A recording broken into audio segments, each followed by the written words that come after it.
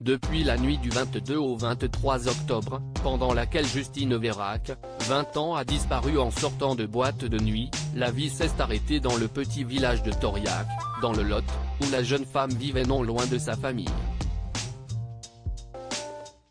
Retrouvée morte quelques jours plus tard, probablement étranglée par un jeune agriculteur, Lucael,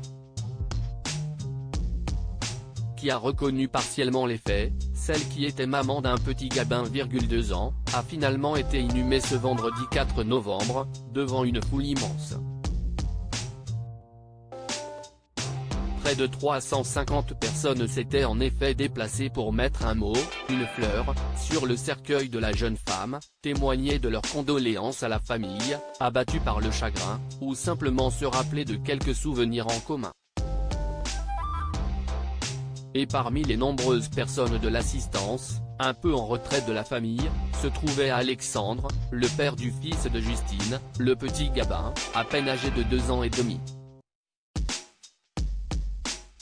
Le jeune homme, extrêmement touché, a cependant tenu à s'adresser rapidement à la foule, promettant que son ex-compagne, qu'il avait quittée il y a 1 an et demi avant de s'installer à Toulouse, serait toujours présente pour leur petit garçon. Elle restera toujours sa maman, a-t-il simplement assuré. On fera en sorte de lui parler d'elle, pour qu'elle soit toujours vivante auprès de lui. La famille, quant à elle, bien trop émue, n'a pas pu s'exprimer devant l'assistance, laissant l'homme d'église assurer que la jeune fille retournerait auprès de sa grand-mère bien-aimée. Un grand vide pour ses amis. Certains de ses amis, en revanche, se sont confiés à nos confrères du Parisien, présents sur place. Je me sens mal.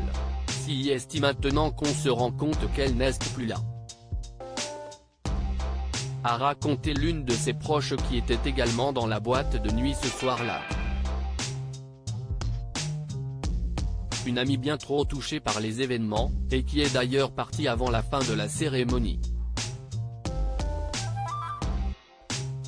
Désormais, si est à la police de finir de faire toute la lumière sur cette affaire. Lucael, le jeune agriculteur, qui a reconnu avoir emmené la jeune femme dans sa voiture en sortant de la boîte de nuit, a admis l'avoir tuée, d'un coup de poing selon lui après un rapport sexuel consenti. Une version qui n'a pas vraiment convaincu la police. La jeune femme a en effet été rouée de coups, violée puis étranglée. Mis en examen, le jeune homme a été incarcéré en attendant son procès.